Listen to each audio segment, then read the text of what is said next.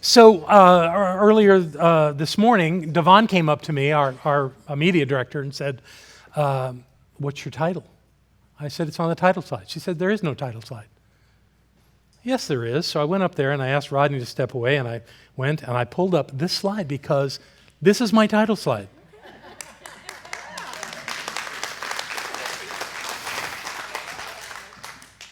And I want you to know I'm prepared. You all think you know this woman because we showed a little clip from one of her messages, or maybe you've been around more than a couple of years and you remember how she was then. But there's a lot you don't know about her. And I want to share some of it with you today. Not all of it, because I don't have that long. But I'll share a little bit. And we'll start somewhat at the beginning.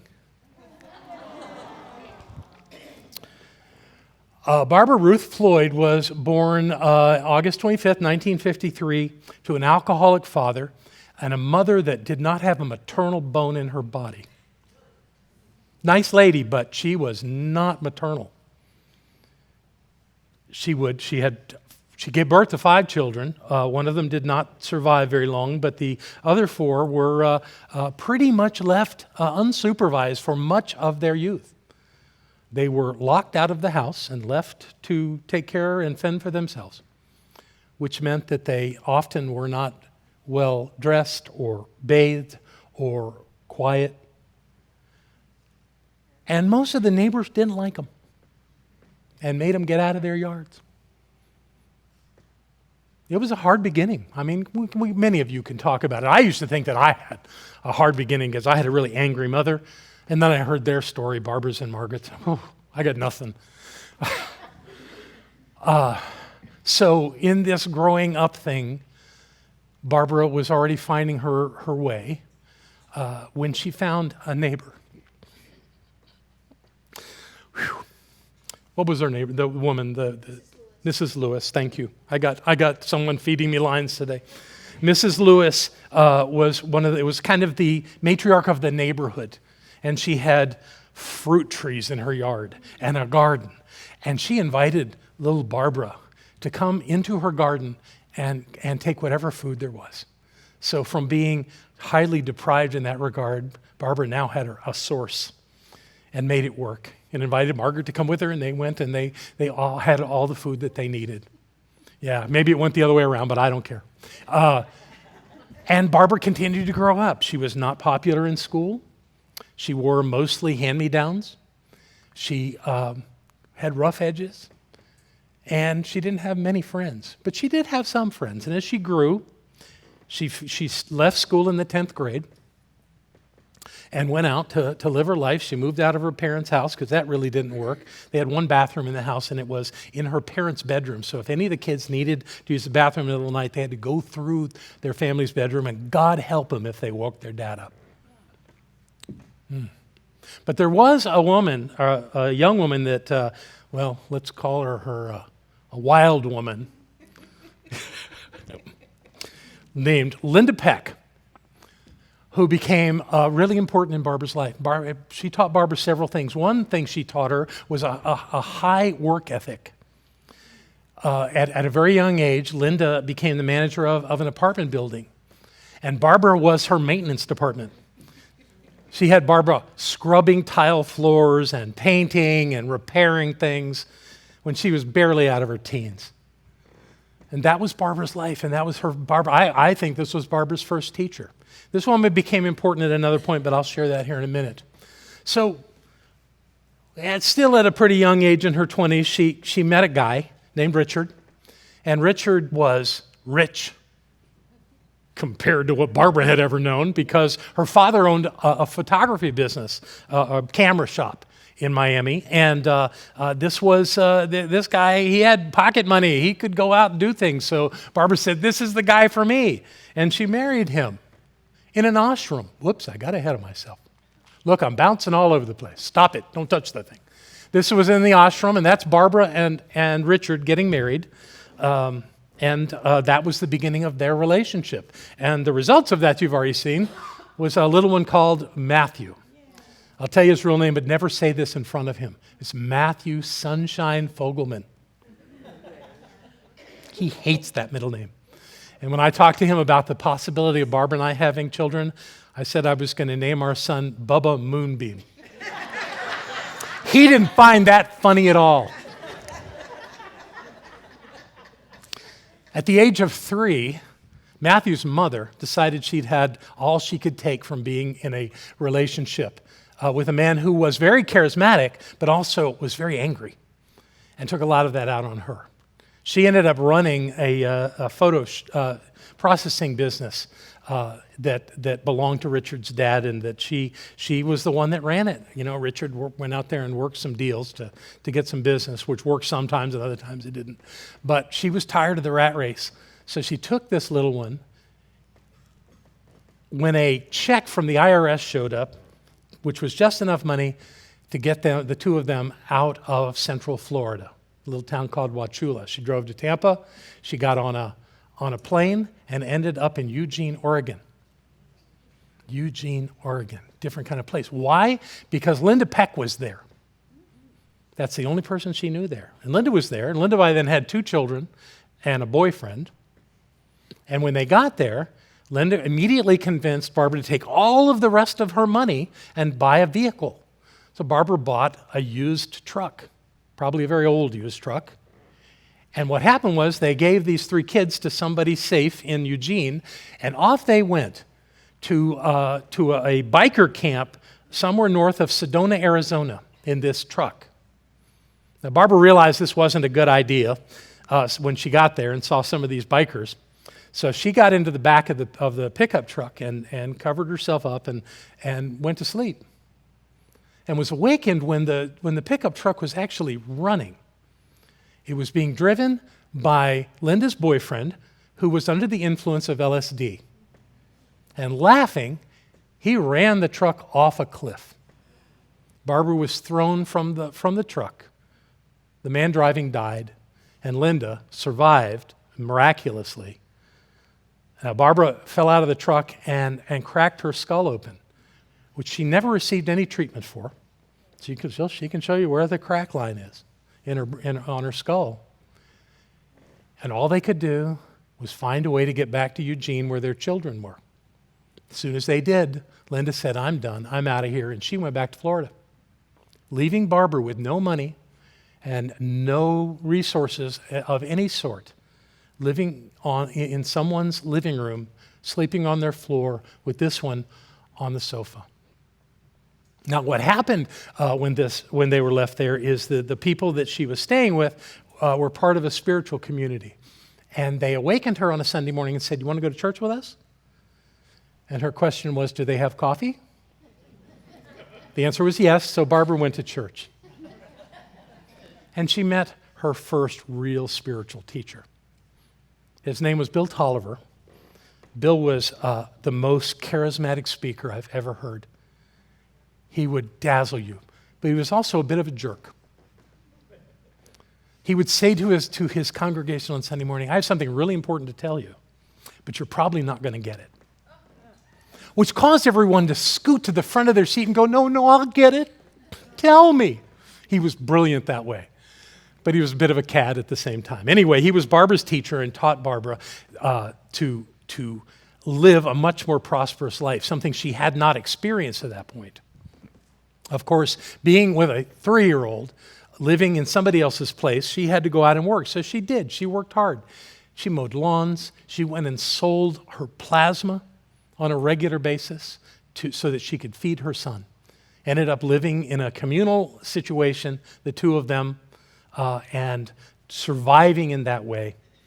But her teacher told her to tithe, and that if she would do, anyone, he said, but to her she heard it, if she would do everything that he said to do, that she would become rich. And she believed him. So suddenly her life began to turn around, and she got a vehicle, she got a place to live. It wasn't all that long before her little boy said that he wanted to go back and live with his dad. And not knowing what else to do, she sent him back. And he went back to Wauchula to live with his dad. But Barbara continued her studies, went to every class she could, went into practitioner training. And about that time, her teacher moved from Eugene, Oregon to Fort Lauderdale, Florida. It didn't take that long for Barbara to decide to move to Fort Lauderdale, Florida, which she did. And she continued her training and actually became a minister. And as she was about to complete her ministerial studies, her first talk was, get a bigger God. Get a bigger God. She was introduced by Bill, her teacher, to the new minister that had just moved from Salem, Oregon, to take the Miami Church of Religious Science. I don't have a picture of them together. I looked. Whoops. Let's look at that quick. That was just for fun. Check out Barbara's hair. This was Tony, a little later after they were married, but he was 25 years older than Barbara. And they were married in the Miami church, and about a year later, I showed up. Oh, isn't it interesting? After he retired, he wrote a book called The Devilish Saint. I think it was an autobiography. And I love Tony. Tony was wonderful. But at a certain point, after they had both been forced out of the Miami church, and that was a dysfunctional church, so it wasn't that big of a surprise. They actually lasted longer than most ministers that came there. But it was time to go, and Barbara realized that wasn't the relationship that was going to make her life work. And there was this guy that had shown up from Australia that was going to the church at the time that she fell in love with.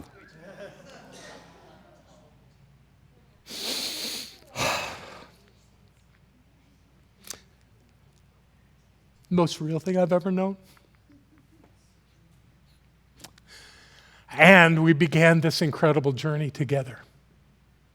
After a year of putting up with all of the criminal activity around our home in Florida, we moved to North Carolina and started our life over. Barbara, still bruised from the whole experience of the Miami church, said she was not going back into ministry. And I was in no position to push her, yet I knew at some point that she would, because that was her genius. That was her brilliance. I sat on the front row of that church in Miami for 4 years watching and listening to her every single Sunday, thrilled. She and Tony would speak together. I have no idea how it worked at all. We tried it once, it just didn't work. But that's what they did. There was one Sunday where Barbara couldn't be there, and I was up on stage with Tony, and I said, hey, how about I be Tony and you be Barbara? And he didn't care for that.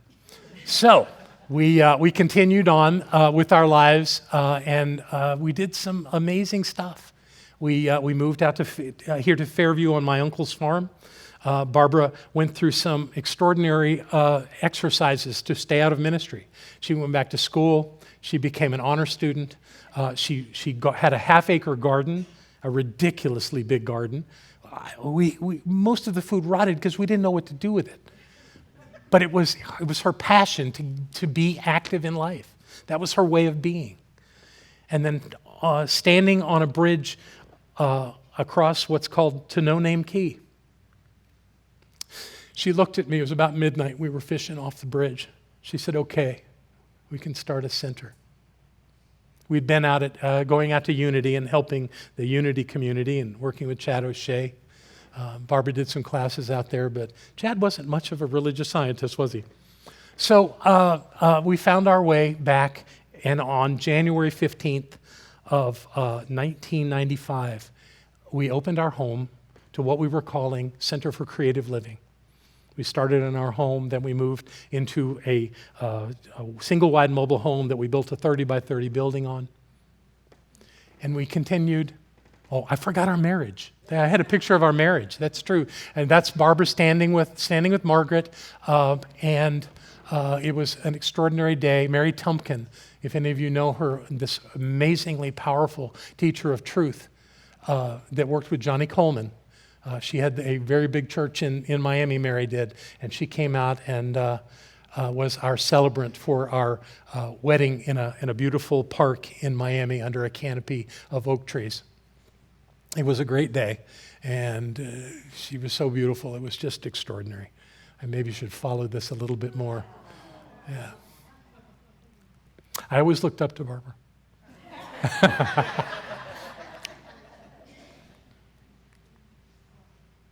This was when we moved to North Carolina. This was at the top of Chimney Rock Park. You might recognize it. We had some extraordinary journeys and adventures through the whole thing. And after Barbara said that she would move into ministry, she started shining again. You've seen these pictures. You know what she's like on the stage.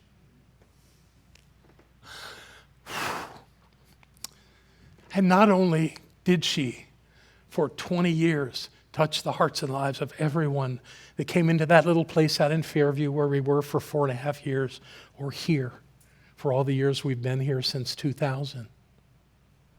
All of those years, she's touched hearts and minds of people that came into this room. I've always taught people that it's not really about what you say as a minister. It's about what you do. Because people will forget the words you say, but they will not forget what you do. And Barbara is a perfect model of this teaching. You've heard her. She'd say, I'm magnificent. We want everybody to get there. And she knew how to teach people to do that. And then, of course, with the advent of the internet, with this whole thing about being able to have a website and to share information with anybody in the world that could get on that internet, everything changed. Millions of people have watched this woman over the years. And she's touched their hearts in extraordinary ways. And this is not about putting me down, but I am fully aware that the great speaker in our family is her. I do my thing, but the superstar is that one, because she has such passion, she has such clarity in all that she teaches and all the lives that she's touched. Here's an example. Barbara did not travel and go to other centers like I did, which I did for many years, but that just wasn't her thing. But the minister in Dallas, Texas, Peter Weldis, talked Barbara into flying out to Dallas and speaking to her community. Peter could be very persuasive. So Barbara said, okay. So she went out and spoke there. And obviously touched them as well. She touched one life so extraordinarily. And this is 20 years ago. That woman, her name is Janet White. She's never been in this room, but she still ties to this center because of Barbara. Because Barbara is her teacher. She's only met her once. That's how powerful this woman is. That's how she changes lives. Seldom does a week go by that one or more people send Barbara an email thanking her for who she is in their life. And most of those people she's never met. So I believe that she's touched millions of lives with her passion, with her clarity. And because she believes this teaching. So why do I want you to know these things? Why do I take the time to tell you these things this morning? A couple of reasons.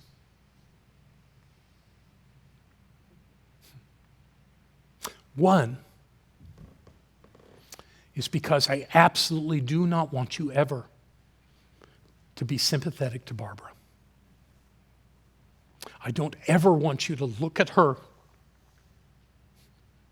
and think that she's about having had a stroke, that she's about having a paralyzed arm, that she's about walking with a cane, that she's about not always getting the right word out at just the right time, or that she's about having breast cancer, because those are the least of who she is. And the other thing that I want you to know is that the God of her being is the God of your being. And everything that is amazing about her is amazing about you. She just had this really deep commitment to live that life.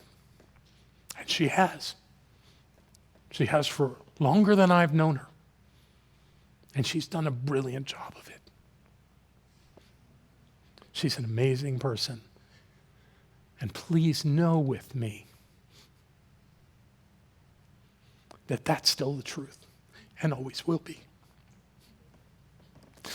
So thank you, Barbara Waterhouse, for being my teacher, and so many other teachers, for people that have come into that classroom, for all those that have watched the videotapes of all the classes you have given, all the talks you have given, and the way you have made the world a better place. No, wait a minute. Hold that for a second, because I don't want to make it look like you're clapping at me. Come on. You got to come up here. You don't have to go on the stage, but you got to come up front. Come here.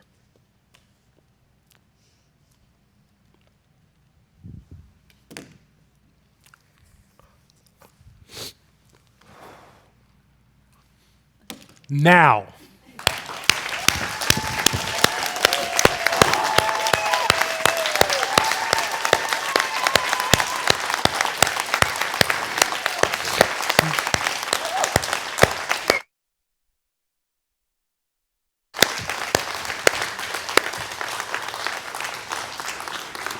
I love you.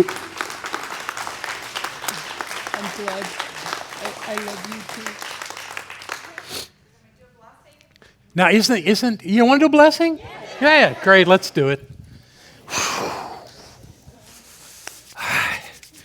We love you, we bless you, and we know you are perfect. This is Barbara Waterhouse.